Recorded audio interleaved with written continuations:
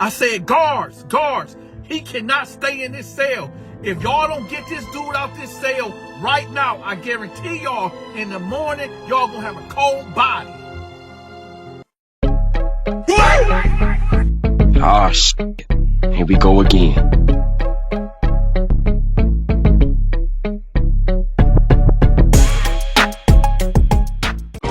Welcome to another episode of Dante's Story Time.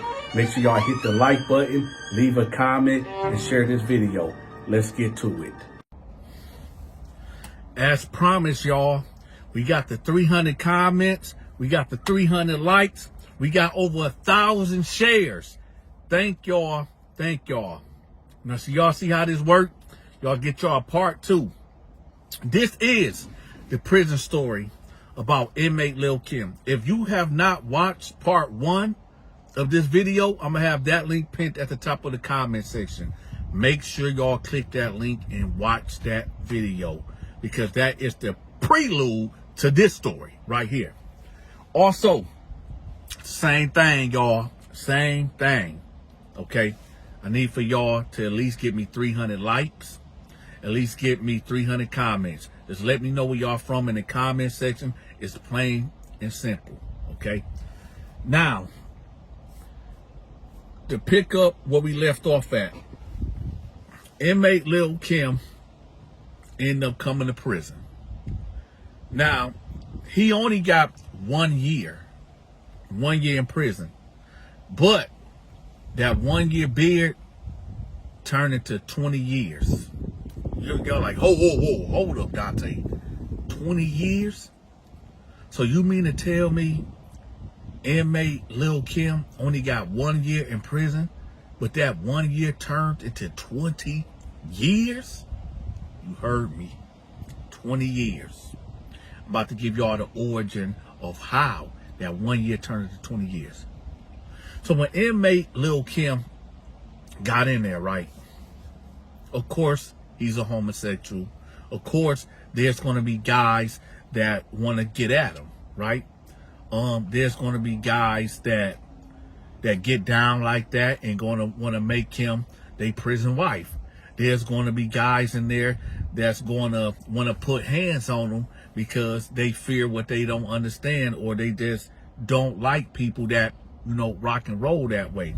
But 9 times out of 10, there's going to be a guy in there that's going to pull up on inmate Lil Kim because they see the feminine ways that he has and that he's a blatantly homosexual, whatever. So they going to pull up on him and say, hey, do you need anything? I can be your man. I can do A, B, C, and D for you. And hey, there's a lot of other guys that's going to be doing the same thing. So they're going to be basically begging for Lil Kim's attention and love. So when Lil Kim hit my dormitory, right? When he came in, because y'all know every Tuesday we get brand new inmates. When he came in, you know, I think me and Al was just doing pull-ups under the stairs, right? So because we was on a lockdown, meaning nobody could hit the yard for the next 2 months or whatever. So, you know, I like to stay in shape. You know, I gotta admit, Dante is kind of out of shape right now. I do need to get back, you know, hitting them weights and, you know, doing my push-ups and my sit-ups. I know I'm gonna get back to it, but, you know, back in the day, Dante, you know, I was built like an Olympian god, right? So like I said, me and Al over there under the stairs doing the pull-ups and everything, right? So inmate Lil Kim coming there with a couple other cats, right? Now, prison is one of them type of places where it's like an atmospheric type of thing. And what I mean by that, when certain people come to prison and they come in your dormitory or your block, or you know what I'm saying, or your area, they change the mood, they change the atmosphere of things. And inmate Lil Kim was one of these type of individuals. Now, I heard things about inmate Lil Kim in passing from people like, yo, they got this one cat over there named Lil Kim that do A, B, C, and D. And what is this A, B, C, and D? So Lil Kim took his profession from the outside, which was tricking, well, selling his body on Backpage. Now he brought it here in prison where he sell his body for commissary and for protection.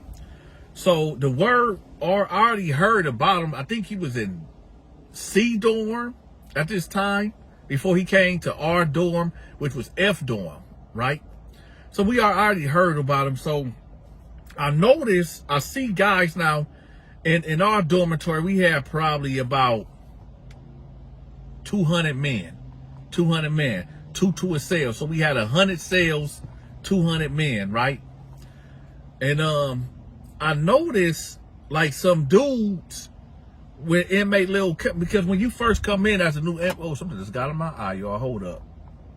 Hold on. Okay. Hold on, let me see. Okay. I had to make sure nothing was in my eye. But anyway, when you first come in a dormitory, right, you got to sit down at this table while the officer's doing the cell assignment, right? To get you in the cell or whatever. So Lil Kim is sitting right there, and I'm noticing cats looking over the tier, looking, and dudes whispered, and I'm seeing dudes walk off and going into their cell, right? So there's a cell that's right directly that I can see right there, because we under the stairs working out, right? And I see a guy, he done put on his press shirt, pressed his jeans, put on his best state issue boots, right? And I see this dude going in his locker, getting a care package up. So I've noticed other dudes is doing the same thing, and I see dude come out of his cell, he walk up to Lil Kim like, hey, if you need anything, my name is so and so and so. I got you. Here you go. This to get you straight, right? I see at least 11 guys go to that table and get inmate Lil Kim or type of commissary. You talking about big bags of ramen noodles, Mountain Dews, Pepsi, soaps, lotion, shampoo, hot Cheetos, summer sausages, the jalapeno squeezed cheese. I'm talking about these dudes were just, that table was packed. I'm talking about inmate Lil Kim probably had at least, at minimum, about $200, $250 worth of commissary from these guys courting him, right? So I'm like, Al, man, you see this? He like, yeah. So Al like, man, we need to get in on that. Now, before y'all be like, what the heck do you mean? What did Al mean we need to get in on that? So, like I said, in prison, me and my crew, we ran a protection business. Meaning, if you are an inmate and you got problems with people, you will come to me or one of my associates and say, I got an issue with A, B, C, and D. Could y'all protect me? And I'll be like, okay, this is the price. Depending on the severity of what type of beef or drama you got, it would depend on what I would charge you a week. Now, if you a guy that you a new inmate and you young and you scared and you a young white weak boy, you're a young black weak guy, you're a young weak Mexican or whatever nationality you is, and this is your first time in prison and you terrified to death, you will come to me or one of my associates, and I tell you, like, I mean, at minimum, it'll be $100 a week, because you can catch the stove. Stow day is every Friday, right? Every week, every Friday. For me and my crew to offer protection to you, it'll cost you $100 a week. Now, for those that might say, oh, Dante, that's not extortion. Because remember, you came to me. This is a service that I'm offering you. I mean, think about the alternative. And that's $400 a month ain't bad. I mean, just think about what you could lose in prison if me and my homies wasn't offering protection.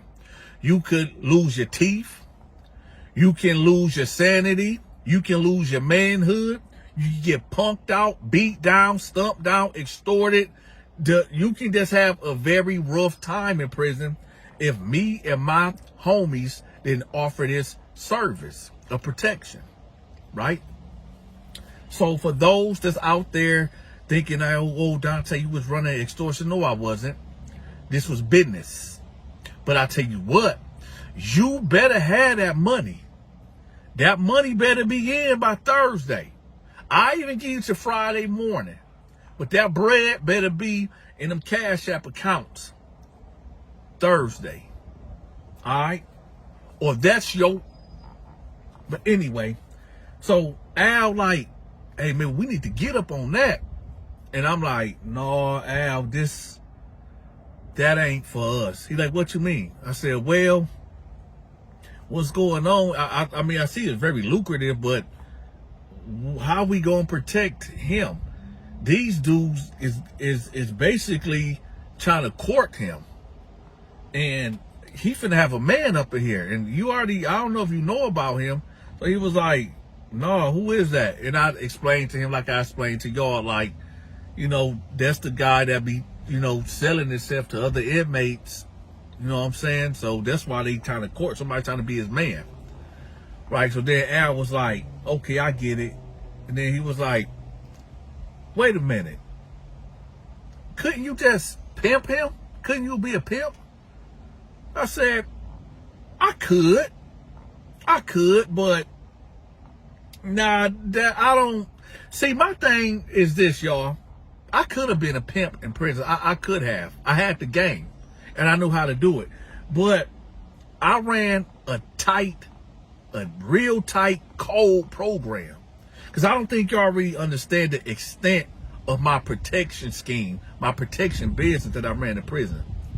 And the guys that ran with me, there were some stumped down, cold killers that just give me, and I didn't need 20, 30 guys. It was only about 7 or 8 of us.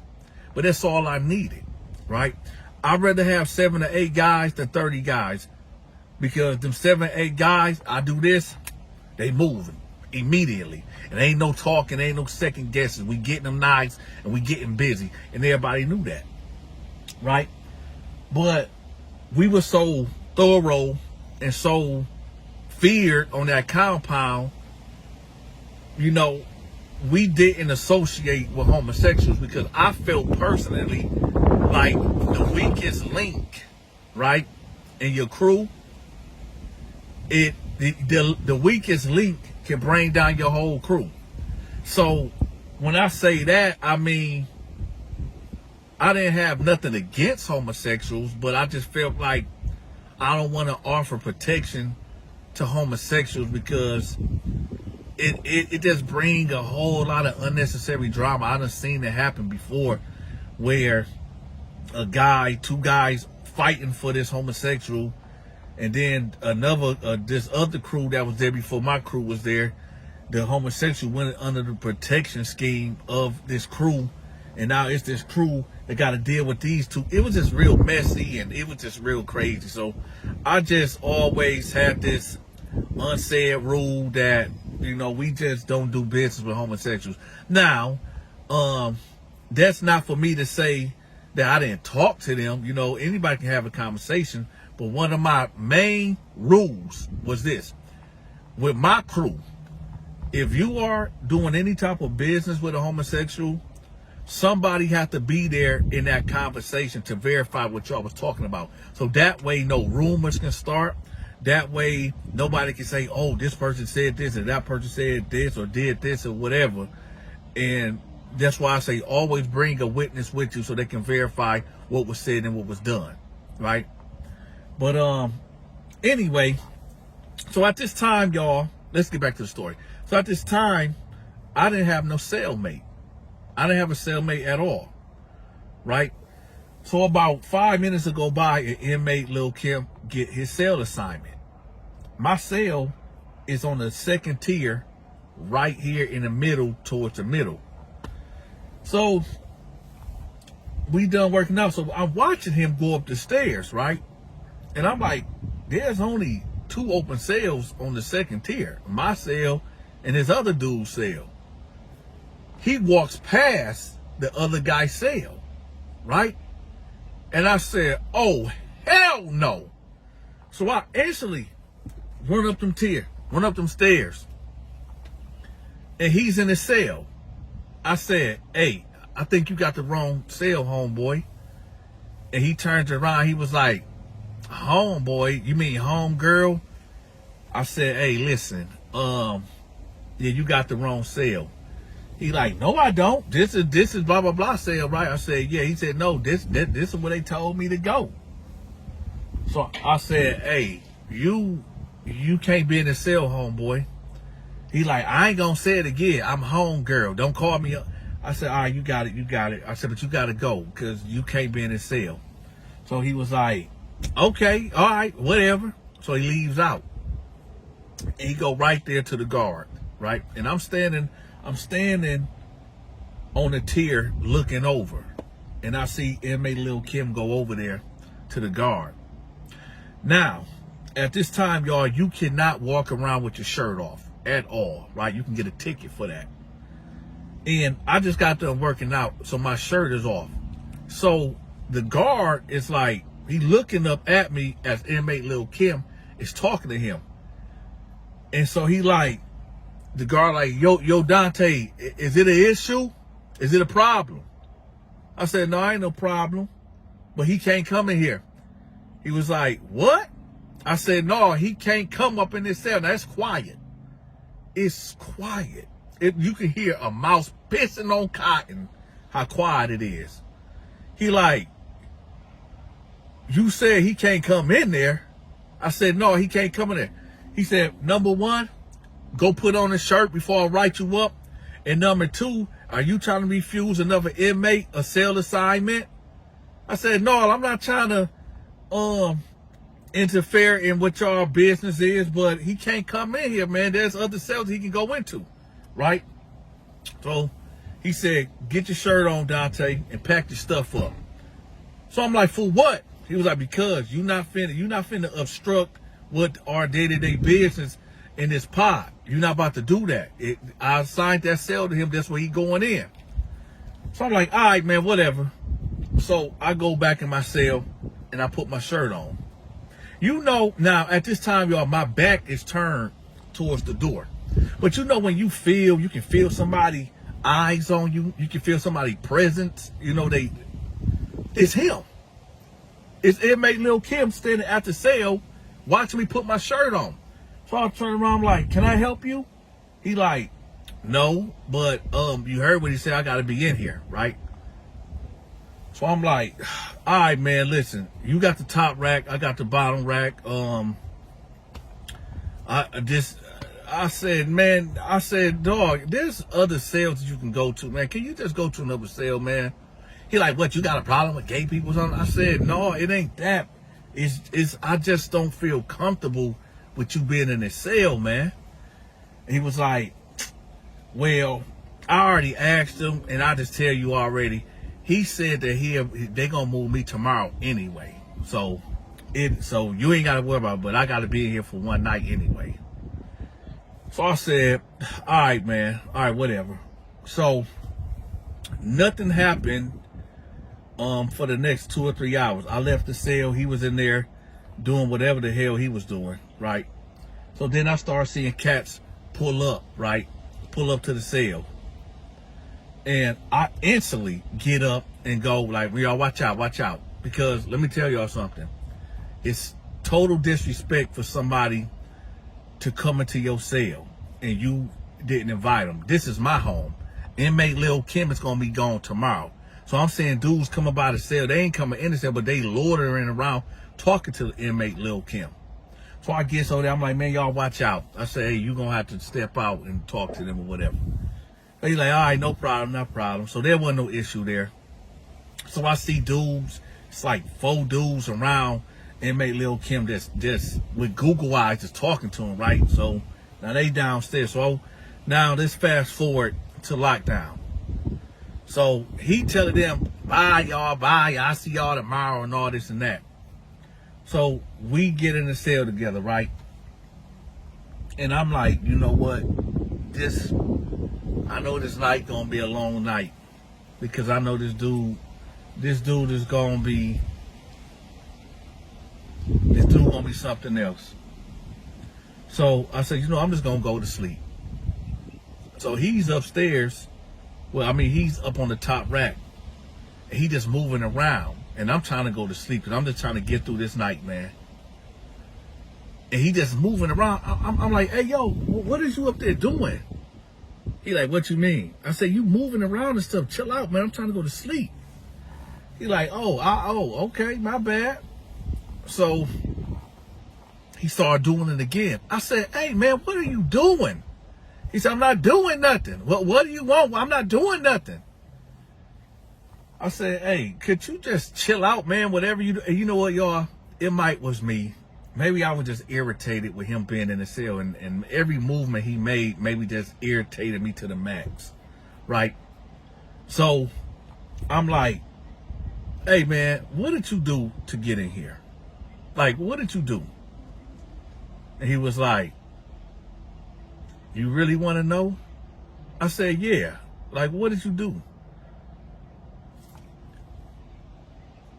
I need for y'all to click on part 1. And that's going to tell y'all what he did. In today's rapidly changing world, survival is no longer just physical. It's mental, emotional, legal, and financial. Introducing Self-Defense for a Changing World, a groundbreaking guide that helps you understand the many changes happening across our society and how to build a resilient and prepared mindset. Whether you're facing uncertainty at work or simply trying to stay afloat in a world of constant change, this book is your strategic advantage. Your first line of defense starts with awareness. Your next step is action.